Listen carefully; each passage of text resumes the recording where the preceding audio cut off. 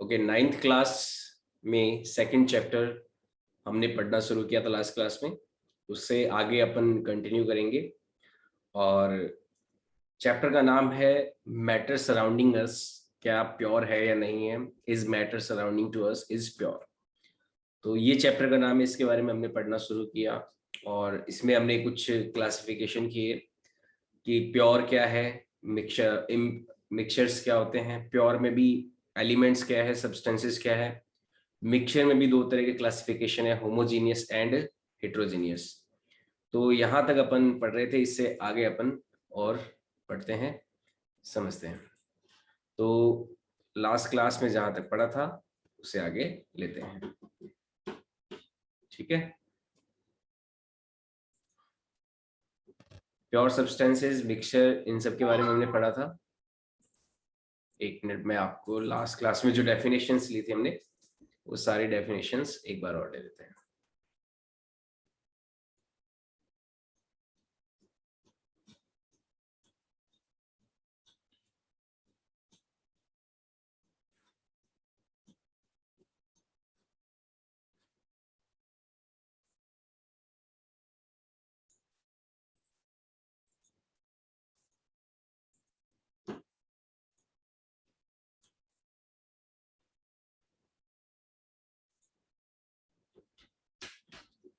ये कुछ डेफिनेशंस थी, उनको वापस अपन रिकैप कर लेते हैं, उसके बाद में अपन आगे बढ़ते हैं।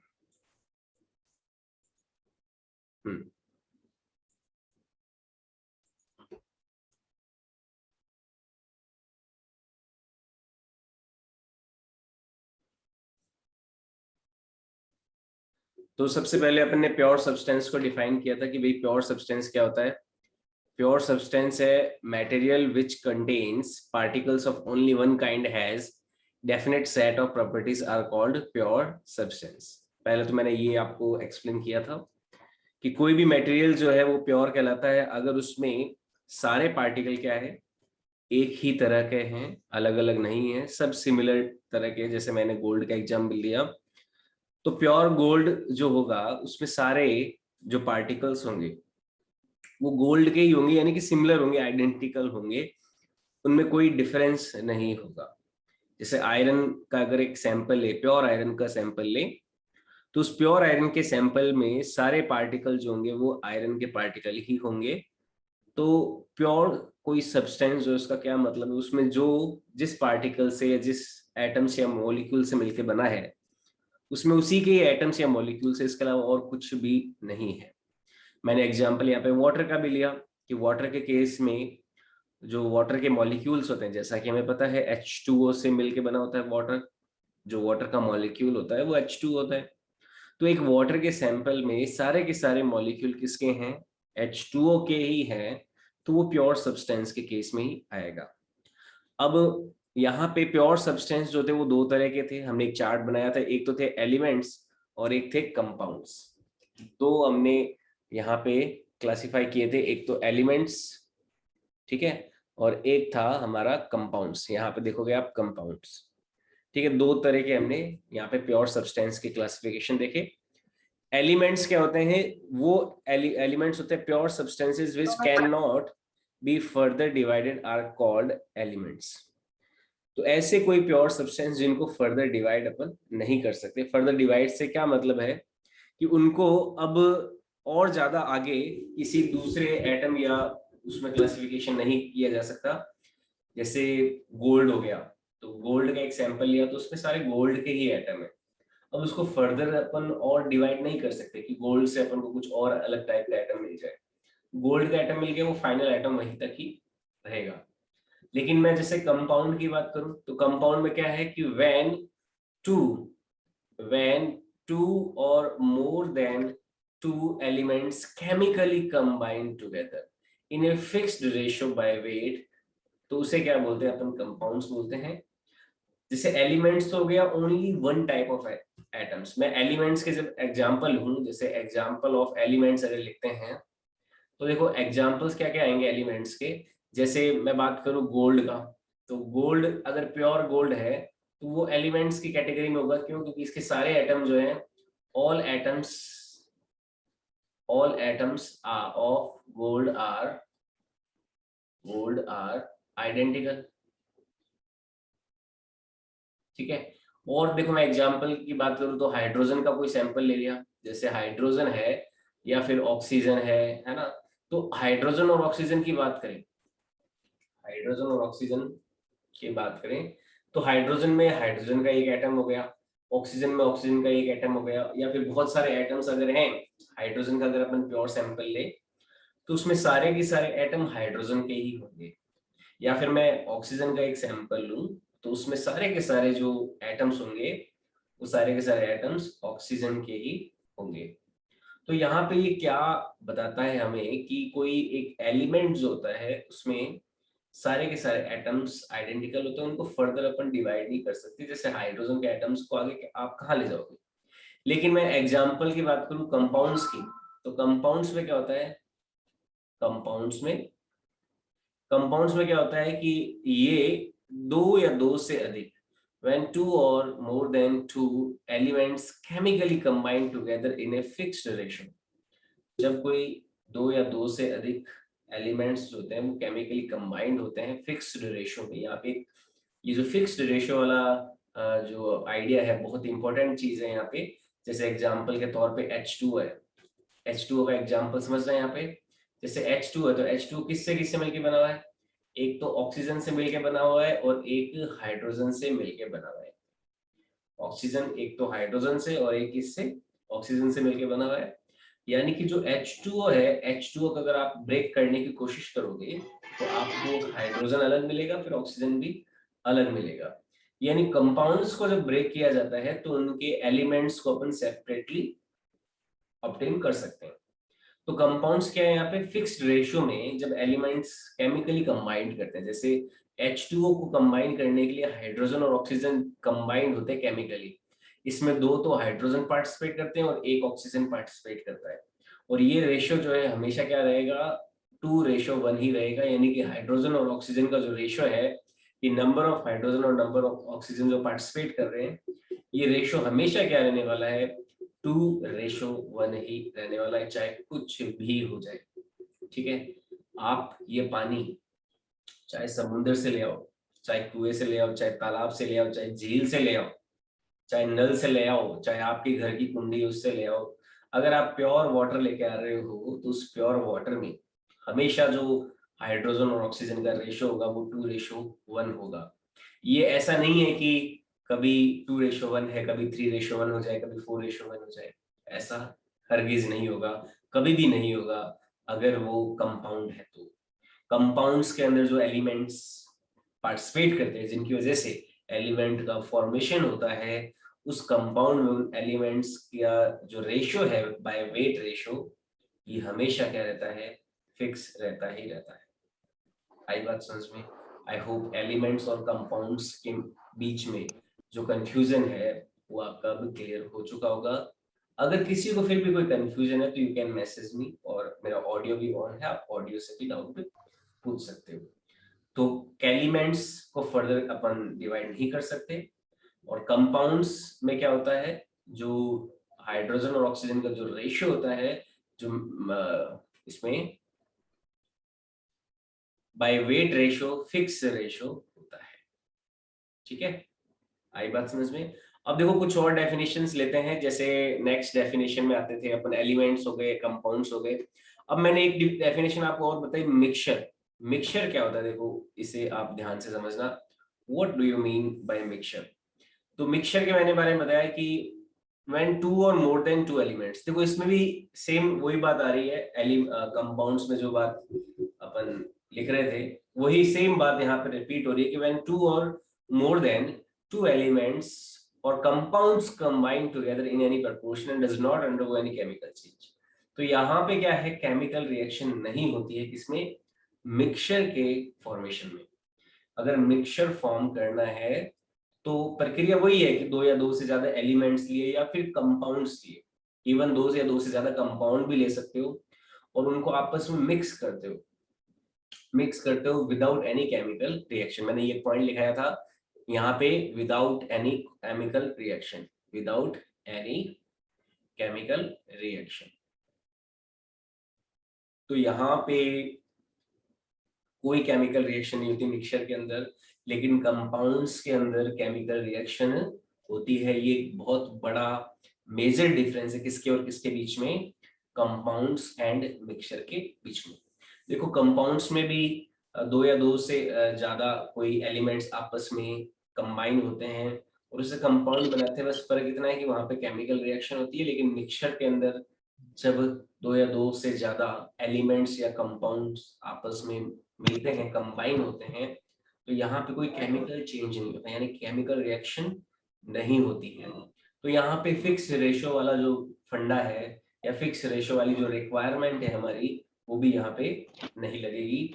तो एलिमेंट जो कंपाउंड फॉर्मेशन है वहां पे तो फिक्स रेशो लगेगा, लेकिन यहाँ पे फिक्स रेशो की बात नहीं लगेगी। जैसे एग्जाम्पल के तौर पे, एग्जाम्पल हो गया कोई, एग्जाम्पल के तौर पे जैसे मैंने बताया था आपको, शुगर प्लस सॉल्ट हो जाएगा, है ना। नमक और चीनी को आपने मिलाया मान लो, अब क्या पड़ी है, आपने 10 चम्मच चीनी मिलाया, 5 चम्मच शुगर ये नमक मिला दिया, या फिर 5 चम्मच शुगर मिलाया, 7 चम्मच सॉल्ट मिला दिया। तो आप कोई भी जो अमाउंट है उनका एक मिक्सचर क्रिएट कर सकते हो। या फिर शुगर और सॉल्ट जो है आपने देखा होगा आपस में रिएक्ट नहीं करते हैं। या फिर मैं अलग अलग दालों को मिलाता हूँ, है ना, अलग अलग दालों को मिलाते हैं एक टोपी के अंदर, तो एक तो उड़द दाल हो गई, एक मूंग दाल हो गई, तो उनसे क्या बना, एक मिक्सचर बन गया, है ना, उनसे एक मिक्सचर बन गया जिसमें वो आपस में केमिकली कंबाइंड नहीं हो रहे हैं। तो ये क्या कहलाता है, मिक्सचर कहलाता है। और यहाँ पे देखो फिक्स रेशियो का भी कोई इतना रिक्वायरमेंट नहीं है। आई बात समझ में? तो देखो मिक्सचर और कंपाउंड में भी आपको डिफरेंस समझ में आना चाहिए, क्योंकि देखो ये जो वर्ड्स हैं, ये वर्ड्स पे मैं आपका इस क्लास के माध्यम से और वापस रिवीजन क्यों करवा रहा हूँ, क्योंकि ये सारी डेफिनेशन जो है आपकी जो केमिस्ट्री होती है उसकी फाउंडेशन को तैयार करती है। आप पूरी केमिस्ट्री में कभी एलिमेंट लिखा हुआ दिखाई देगा, कभी कंपाउंड लिखा हुआ दिखाई देगा, कभी मिक्सचर लिखा हुआ दिखाई देगा, कंफ्यूज आ ही जाओगे, कंफ्यूज हो जाओगे कि क्या करें, मतलब है क्या, कब एलिमेंट आ गया, कब कंपाउंड आ गया। तो आपका दिमाग का स्विच जो है, दिमाग का जो प्रोसेसर है, वो थोड़ा सा हिल डुल जाएगा। जैसे अपने कंप्यूटर का प्रोसेसर अभी 3-4 दिन से हिला हुआ था, उस वजह से अपन क्लास जो है वो टाइम पे ले नहीं पाए। खैर, अब प्रोसेसर ठीक हो चुका है और आपका भी प्रोसेसर ठीक रहे, तो इस बात की गारंटी कब रहेगी, जब आप ये सारे जो शब्द है, वर्ड है, इन वर्ड्स का एक्चुअल में जो क्लैरिटी है माइंड में आप अच्छे से रखो। अगर ये क्लैरिटी अच्छे से नहीं है तो भैया गड़बड़ हो ही जाती है। तो ठीक है, मिक्सचर अब हो गया, समझ में आ गया बात। तो एलिमेंट, कंपाउंड और मिक्सचर, इन तीनों में हमने डिफरेंशिएट किया और नाउ आई होप आपको किसी को भी कोई डाउट नहीं है। अब देखो एलिमेंट के जो क्लासिफिकेशन है उन पे आए थे। कई तरह के क्लासिफिकेशन थे, एक तो मेटल है, एक नॉन मेटल है, एक मेटलॉइड्स है और एक नोबल गैसेस है। ये 4 तरह के कम क्लासिफिकेशन होते हैं किसमें, एलिमेंट्स में। अगर आपको चार्ट याद हो जो मैंने आपको फर्स्ट क्लास जो हमारी हुई थी उसमें मैंने जो चार्ट बना के दिखाया था आपको कि भाई मैटर है, प्योर है, मिक्सचर है। प्योर में दो क्लासिक कैटेगरीज है, एलिमेंट्स हो गए, कंपाउंड्स हो गए, और एलिमेंट्स में भी मैंने 4 कैटेगरी बताई, metal, non metal, metalloids and noble gases. तो इन चारों कैटेगरीज को डिफाइन कर देते हैं और उन्हें समझते हैं कि क्या है ये चारों कैटेगरीज।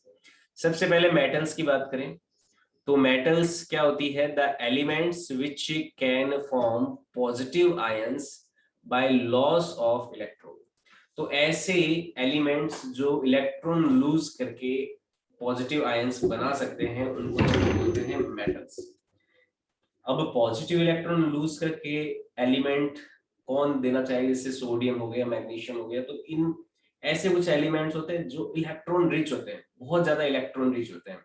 मैं यहाँ पे मेटल का अलग से ले लेता हूँ। मेटल क्या होता है देखो, मेटल्स तो मैं यहाँ पे अलग से नोट लिख लेता हूँ। मेटल्स में देखो सबसे पहली बात तो elements which form positive ion, positive ion by losing electron. तो ऐसे एलिमेंट्स जो इलेक्ट्रॉन लूज करके पॉजिटिव आयन बना सकते हैं वो क्या होते हैं, मेटल्स होते हैं।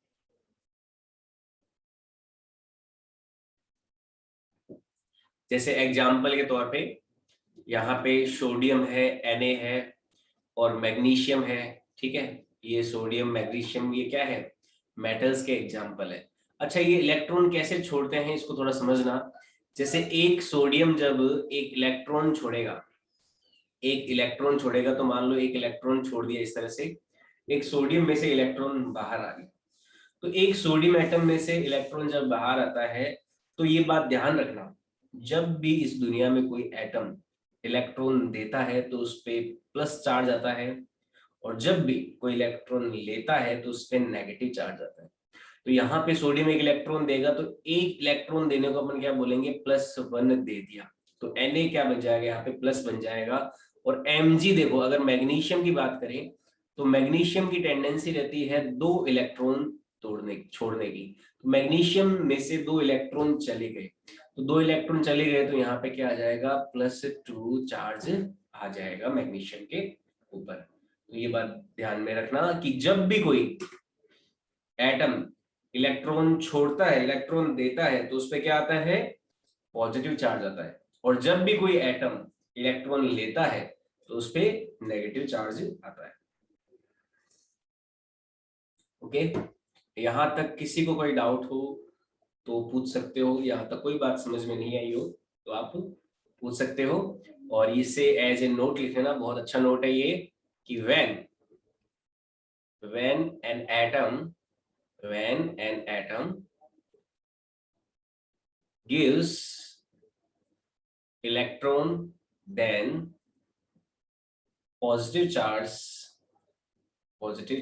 induce on it, positive charge induce on it।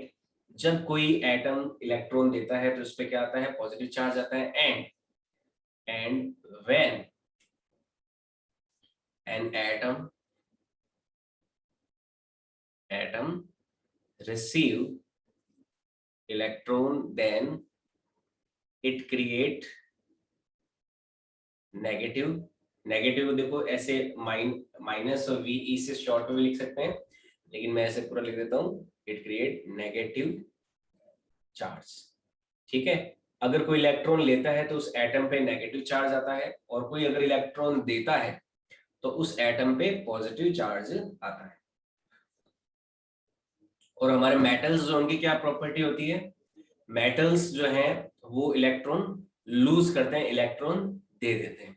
अच्छा, इलेक्ट्रॉन देने के बाद में जो मेटल के ऊपर पॉजिटिव चार्ज आया है ना, इस पॉजिटिव चार्ज को अपन एक नाम देंगे पॉजिटिव आयन। इनको क्या बोलेंगे अपन, पॉजिटिव आयन।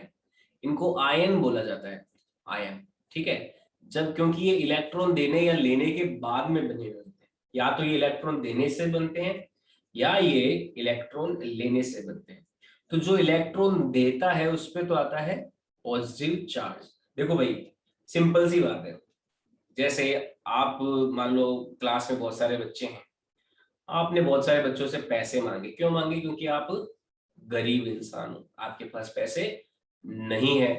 तो आप पे चार्ज क्या आएगा, क्योंकि आप जब आप पैसे लोगे तो आप पे चार्ज क्या आ जाएगा, नेगेटिव चार्ज आ जाएगा, नेगेटिव, आपकी इमेज नेगेटिव हो जाएगी। इसके पास तो पैसा ही नहीं है, लोगों से पैसे मांगते थे, पता है, तो आपकी इमेज नेगेटिव होगी। लेकिन जिसने पैसे दिए, यार क्या बात है, उसने पैसे दे दिए, तो जिसने पैसे दे दिए उसकी इमेज क्या होगी, पॉजिटिव इमेज होगी। तो आप इसको ऐसे भी ले सकते हो कि जब कोई एटम इलेक्ट्रॉन देता है तो वो तो क्या होता है, उस पे तो आता है पॉजिटिव चार्ज, और जो इलेक्ट्रॉन लेता है उस पे आता है नेगेटिव चार्ज। कोई भी पॉजिटिव चार्ज जब आएगा किसी एटम के ऊपर तो उसे अपन क्या बोलेंगे, पॉजिटिव आयन। तो atom with positive charge is called positive ion. Atom with positive charge, atom with positive charge is called positive ion, positive ion, ठीक है। तो यहाँ पे देखो मेटल्स की डेफिनेशन के साथ साथ अपनी एक और डेफिनेशन क्रिएट हो गई, atoms with positive charge is called positive ion. तो मेटल्स आपको समझ में आना चाहिए, पॉजिटिव चार्ज और नेगेटिव चार्ज कैसे क्रिएट होता है ये बात समझ में आनी चाहिए, पहली बात तो मेटल्स। और दूसरी बात, मेटल्स के लिए इलेक्ट्रॉन जो लेता है और इलेक्ट्रॉन जो देता है, तो इलेक्ट्रॉन जो देने वाला होता है वो तो पॉजिटिव बनाता है, जो लेता है वो नेगेटिव बनाता है। ये बात समझ में आनी चाहिए। दूसरी बात, तीसरी बात, पॉजिटिव आयन क्या है? जो इलेक्ट्रॉन देने के बाद में एटम के ऊपर चार्ज आता है उससे क्या बोलते हैं? Atom with positive charge is called positive ion. ठीक है, तो ये मेटल्स होते हैं। और यहाँ पे एक और पॉइंट अपन नोट कर लेते हैं कि अगर मान लो कोई एटम नेगेटिव चार्ज के साथ होगा तो वो क्या होगा? वो क्या हो जाएगा? जो नेगेटिव चार्ज के साथ होगा उसको अपन नेगेटिव आयन बोलेंगे। यहाँ पे एक और पॉइंट ले लेता हूँ, atoms with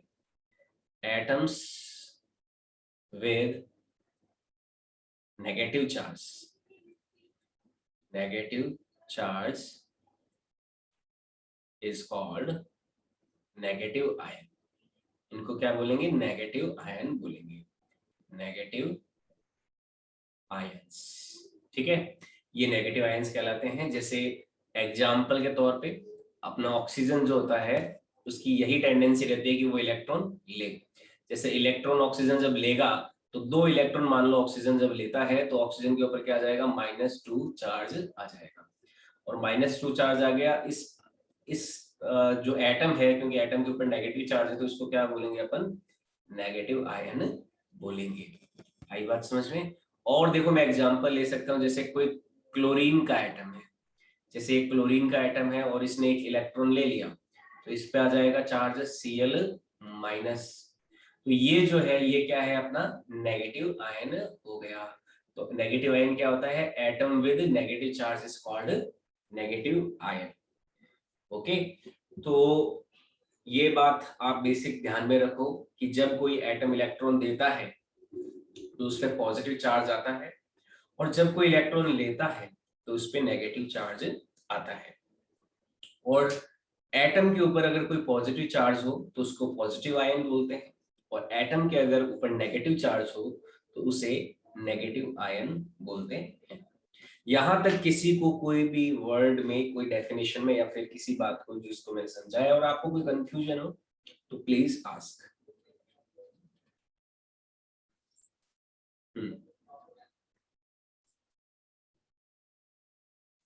I hope it's clear. तो अपन मेन तो अपना क्या काम था? हम डिफाइन कर रहे थे व्हाट इज मेटल। हम मेटल को डिफाइन कर रहे थे। तो मेटल एक्चुअल में क्या होती है? Elements which form positive ion by losing electron. तो ऐसे एलिमेंट्स जो इलेक्ट्रॉन लूज करके पॉजिटिव आयन बनाते हैं वो मेटल्स कहलाते हैं। जैसे एग्जांपल के तौर पे सोडियम मैग्नीशियम की बात की, तो यहाँ पे सोडियम और मैग्नीशियम क्या है? दोनों के अंदर ये टेंडेंसी है इलेक्ट्रॉन को लूज करने की, यानी कि इलेक्ट्रॉन को देने की। ठीक है, तो ये दोनों क्या है? मेटल्स हैं यहाँ पे।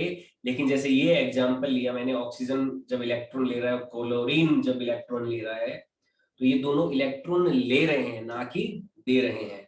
तो अगर आपसे ये सवाल पूछा जाए क्या ऑक्सीजन और क्लोरीन मेटल है, तो ऑक्सीजन और क्लोरीन मेटल है या नहीं है? नहीं है ना। क्यों? क्योंकि मेटल होने के लिए रिक्वायर्ड कंडीशन क्या है? इलेक्ट्रॉन का देना, है ना। इलेक्ट्रॉन देना आना चाहिए, ना कि लेना। यहाँ पे तो ऑक्सीजन और क्लोरीन क्या कर रहे हैं? इलेक्ट्रॉनों को ले रहे हैं। तो इस वजह से ऑक्सीजन और क्लोरीन यहाँ पे दोनों क्या है? मेटल नहीं है। अच्छा, ये मेटल नहीं है तो इनको क्या बोलेंगे? इनको बोलते हैं नॉन मेटल। तो नेक्स्ट डेफिनेशन हो गई अपनी नॉन मेटल्स। नॉन मेटल्स की डेफिनेशन क्या हो जाएगी? देखो कि ऐसे एलिमेंट्स जो इलेक्ट्रॉन लेके नेगेटिव आयन फॉर्म करते हैं वे नॉन मेटल्स कहलाते हैं। The elements which form the elements which form negative ions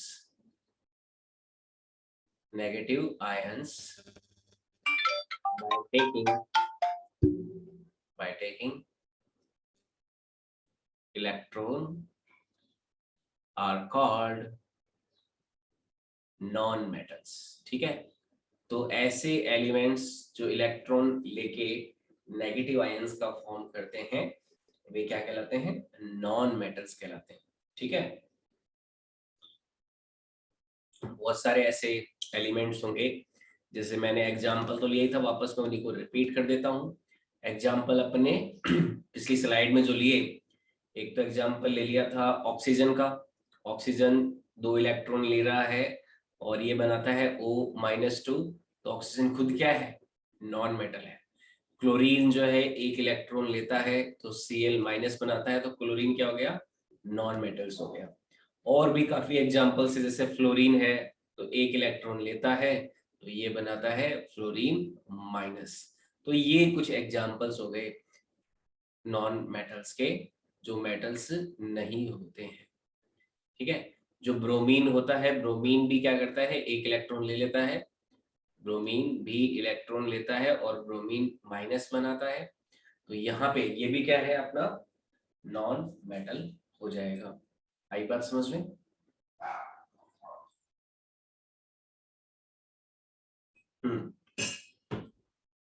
तो जो इलेक्ट्रॉन लेता है वो नॉन मेटल की कैटेगरी में आता है। जो नेक्स्ट कैटेगरी है, देखो नेक्स्ट कैटेगरी की तरफ अपन जाएं तो नॉन मेटल के बाद में मेटलॉइड्स। देखो मेटलॉइड्स क्या होते हैं उनको समझते हैं। The elements which shows the property of metal as well as non metals. तो ऐसे एलिमेंट्स जो मेटल और नॉन मेटल दोनों की प्रॉपर्टी शो करते हैं उनको अपन बोलते हैं मेटलॉइड्स। तो नेक्स्ट है मेटेलॉइड्स। मेटलॉइड्स क्या होते हैं, ऐसे एलिमेंट्स जो मेटल की तरह यानी कि जो इलेक्ट्रॉन दे भी सकते हैं जरूरत पड़ने पर, और जो इलेक्ट्रॉन ले भी सकते हैं जरूरत पड़ने पर। ऐसे एलिमेंट्स क्या कहलाते हैं, मेटलॉइड्स कहलाते हैं, जो बीच के होते हैं। ठीक है, जो मेटल की तरह भी बिहेव कर सकते हैं और नॉन मेटल की तरह भी बिहेव कर सकते हैं। जरूरत पड़ने पर जब भी कोई कैसी भी सिचुएशन आई उस हिसाब से ढल जाते हैं। तो ऐसे एलिमेंट्स क्या कहलाते हैं, मेटलॉइड्स कहलाते हैं। तो मेटलॉइड्स क्या होते हैं, the elements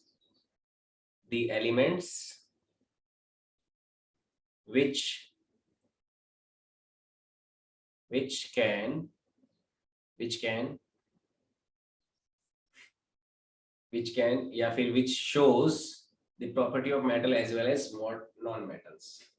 The elements which shows properties of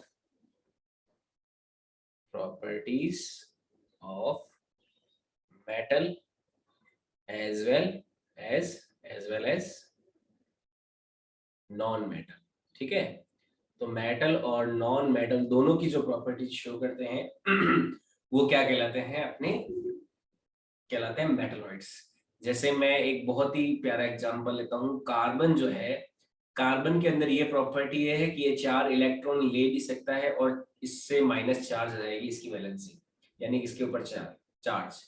और कार्बन जो है वो 4 इलेक्ट्रॉन दे भी सकता है, यानी कि इस पे प्लस चार्ज भी आ जाएगा। ठीक है, तो यहाँ पे कार्बन कैसा बिहेव कर रहा है, कार्बन जो है मेटलॉइड्स की तरह बिहेव कर रहा है। यानी कि इस केस में तो ये बिहेव कर रहा है, जैसे पहला केस है जिसमें ये इलेक्ट्रॉन ले रहा है, तो इस केस में तो है ये नॉन मेटल। ठीक है, इस केस में नॉन मेटल और इस केस में है ये मेटल। ठीक है, तो ये हो जाता है अपना मेटलॉइड्स। नेक्स्ट है नोबल गैस। नोबल गैस देखो क्या होता है यहाँ पे, नोबल गैस केमिस्ट्री के अंदर ऐसे एलिमेंट्स होते हैं जो ना तो इलेक्ट्रॉन देते हैं ना इलेक्ट्रॉन लेते हैं। क्यों नहीं देते, क्योंकि ये पूरी तरह से फुल होते हैं, उनका जो आउटर शेल होता है ना वो बढ़िया तरीके से फुल होता है। भाई देखो इलेक्ट्रॉन लेगा कौन, इलेक्ट्रॉन कौन लेगा, जिसके पास इलेक्ट्रॉनों की कमी हो। और इलेक्ट्रॉन देगा कौन, जिसके पास इलेक्ट्रॉनों का एक्सेस हो, इलेक्ट्रॉन बहुत ज्यादा हो। लेकिन नोबल गैसेस ऐसी गैसेस होती है, ऐसे एलिमेंट्स होते हैं केमिस्ट्री में। नेक्स्ट लेते हैं नोबल गैसेस।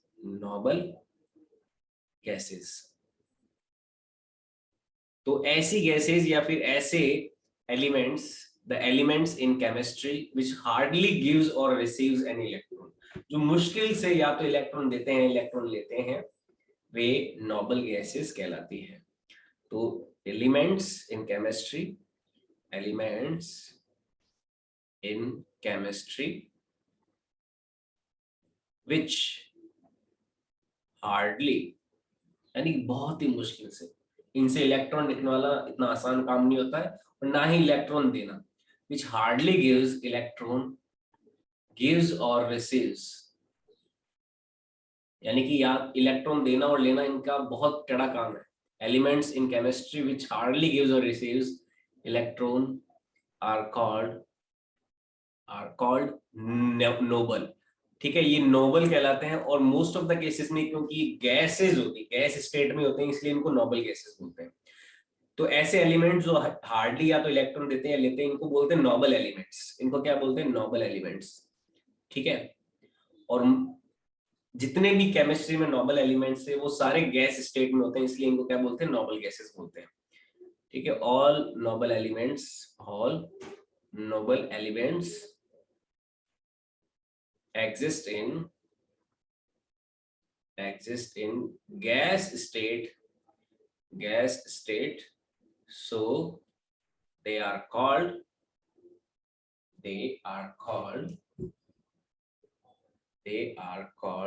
noble gases। इस वजह जैसे इनको क्या बोलते हैं? नोबल गैसेस बोलते हैं, क्योंकि मोस्ट ऑफ द ये गैस एलिमेंट्स होते हैं जो ना तो इलेक्ट्रॉन देते हैं ना लेते हैं, तो ये इनको नोबल एलिमेंट्स बोलते हैं। और मोस्ट ऑफ द किस कैटेगरी में होता है, किस स्टेट में होते हैं? गैस स्टेट में होते हैं, इसलिए इनको क्या बोलते हैं? नोबल गैसेस बोलते हैं। जैसे एग्जाम्पल के तौर पे जो एटॉमिक अपना पीरियोडिक टेबल होता है या फिर केमिस्ट्री जो होता है, इसमें नोबल गैसेस होती है helium, neon, argon, krypton, xenon, radon. ठीक है, ये हमारे जो पीरियोडिक टेबल है या फिर केमिस्ट्री है उसमें मोस्ट ऑफ द जो नोबल गैसेस होती है ये होती है helium, neon, argon, krypton, xenon, radon. इस सीक्वेंस को आप ऐसे भी याद रख सकते हो, है ना आगरकर, जिरोरन। जैसे आगरकर एक फेमस क्रिकेटर थे, आगरकर हुआ करते थे, अजीत आगरकर हमारे जमाने में। अब आपके जमाने में तो अलग अलग चलते हैं क्रिकेटर। तो है ना आगरकर, जीरो रन। तो इसका ट्रिक क्या होता है ना आगरकर जीरो रन। तो ये देखो इसका ट्रिक है याद करने का। जो नोबल गैसेस होती हैं उनको है मतलब हीलियम, एन ना मतलब नियॉन, आगरकर यानी कि आर्गन और क्रिप्टॉन, जीरो यानी कि जिनॉन, और ये हो गया रेडॉन, रन। तो हीलियम है, नियॉन है, आर्गन है, क्रिप्टॉन है, जिनॉन है, रेडॉन है। मैं इनके सभी के नाम भी लिख देता हूं। हीलियम हो गया, नियॉन हो गया, ठीक है, आर्गन हो गया, आर्गन,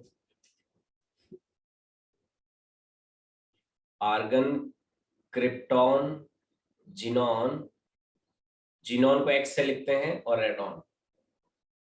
तो ये हमारी नोबल गैसेस होती हैं, helium, neon, argon, xenon, krypton, radon. तो ये भी तीसरी कैटेगरी हो गई हमारे एलिमेंट्स की। एलिमेंट्स क्या हो गए? मेटल, नॉन मेटल, मेटलॉइड्स और नोबल गैसेस, ये चौथी कैटेगरी हो गई। तो इस तरह से एलिमेंट्स को क्लासिफाई किया जाता है मेटल्स में, नॉन मेटल्स में, मेटलॉइड्स में एंड नोबल गैसेस में। मेटल्स कौन से होते हैं? जो इलेक्ट्रॉन देते हैं। नॉन मेटल जो इलेक्ट्रॉन लेते हैं। मेटलॉइड्स जो दे भी सकते हैं, ले भी सकते हैं। और नोबल गैसेस जो ना तो इलेक्ट्रॉन देते हैं ना इलेक्ट्रॉन लेते हैं, है ना, कुछ भी नहीं करते ये लोग। तो ये कहलाते हैं नोबल एलिमेंट्स। और most of the noble elements gas state में होते हैं, इसलिए इनको नोबल गैसेस भी बोला जाता है। कुछ एग्जांपल है आपके सामने, helium, neon, argon, krypton, xenon, radon. आई बात समझ में? तो ये है ना आगरकर, जीरो रन। इस ट्रिक से आप इसको याद रख सकते हो, अलग अलग नोबल गैसेस को। तो अपन आज की क्लास में इतना ही रखते हैं। आज की क्लास का टाइम हो चुका है। यहां से आगे अपन कल की क्लास में, नेक्स्ट क्लास में लेंगे। तब तक के लिए आप वापस रिवाइज करें अभी तक जो हमने पढ़ा। और आज के क्लास के लिए इतना ही। आई होप आपको सारी बातें समझ में आ गई। आज के लिए